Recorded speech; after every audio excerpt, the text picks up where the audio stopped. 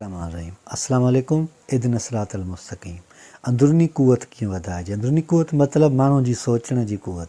माण्हू जी उहा सघ जंहिंसां उहो फ़ैसिला करे सघे, माण्हूअ जी उहा स्ट्रेंथ जंहिंसां उहो ज़िंदगी जे सफ़र खे जारी रखे सघे, या माण्हूअ जी उहा ई सघ जंहिं बुनियाद ते हू माण्हुनि सां मिले, उथे वेहे ॻाल्हियूं करे ऐं उन्हनि ते पंहिंजो असरु छॾे। उन लाइ जेका बहितरीनु शइ पहिरीं हूंदी आहे त शो, यानी मां हीउ कमु कयां थो छो थो कयां, मां हिन माण्हू सां हीउ रवैयो रखां थो छो थो रखां, मां हीअ ॻाल्हि करणु चाहियां थो छो थो कयां, मां हीउ अमल करणु चाहियां थो छो थो कयां। उन्हनि जॾहिं सुवालनि जा जवाब तव्हां हथु कंदव या हथीका कंदव या तव्हांखे जवाब मिलंदा, उन खां पोइ ई तव्हां अंदरूनी तौर ते मुकमल तौर ते सघाइता थी वेंदव ऐं सघ वारी पर्सनैलिटी थी सघो था, वरना त इंसानु इंतिशार जो शिकार ई रहियो आहे। जॾहिं तव्हांखे इन शो जो जवाबु मिली वेंदो त उन खां पोइ पंहिंजो पाण खे अहमियत ॾियणु शुरू कयो, पाण खे अहमियत ॾियो, पाण खे अवलियत ॾियो, पाण खे ई कुलनी खां अॻु में प्रियॉरिटी ॾियो। तव्हां ईअं महसूसु कयो त तव्हां लीडर आहियो ऐं हीअ दुनिया सॼी तव्हांजे लाइ हिकु प्लेटफॉर्म आहे जंहिं ते तव्हांखे खेॾणो आहे, रांदि करणी आहे, ऐं ज़िंदगीअ खे जॾहिं तव्हां रांदि वारे नमूने सां वठंदा आहियो त कॾहिं शिकस्त ईंदी आहे, कॾहिं माण्हू खटंदो आहे, कॾहिं नाकाम थींदो आहे, कॾहिं कामयाबु थींदो आहे, त उन खां पोइ तव्हां पंहिंजो पाण खे अहमियत ॾेई सघो था या पंहिंजो पाण खे उन ई दर्जे ते पहुचाए सघो था जेका अहम हूंदी आहे। पंहिंजी ज़हनी क़ुव्वत वधायो। ज़हनी क़ुव्वत वधाइण जो मतिलबु ईअं हूंदो आहे त तव्हां में जेका स्ट्रेंथ आहे उहा वधायो, यानी सोचण जो अंदाज़ु वधायो, उन ई अमल खे वधायो या उन ई तरीक़ेकार खे वधायो जंहिंसां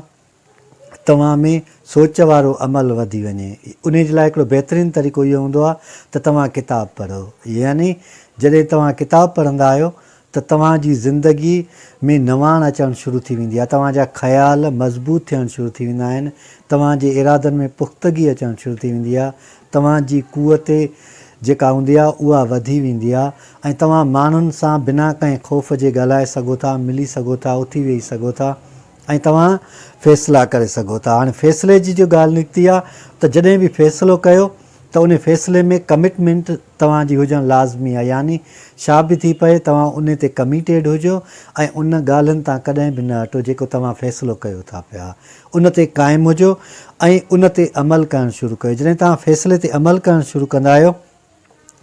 त जेको ख़ौफ़ हूंदो आहे उहो तव्हांखे रोके न सघंदो आहे। आमतौर ते माण्हू जॾहिं फ़ैसिलो कंदा आहिनि त उन्हनि खे ख़ौफ़ ई रहंदो आहे त शायदि हीउ कारिजी वञे, शायदि हिन खे तकलीफ़ पहुचे, शायदि हीअं बि थिए। इहे अंदेशा एॾा ख़तरनाक हूंदा आहिनि माण्हूअ जी ज़िंदगीअ में जो हुनजो सुकून खसे छॾींदा आहिनि। तंहिंजे करे फ़ैसिलो करणु वक़्तु हमेशह समूरनि पहलुनि ते,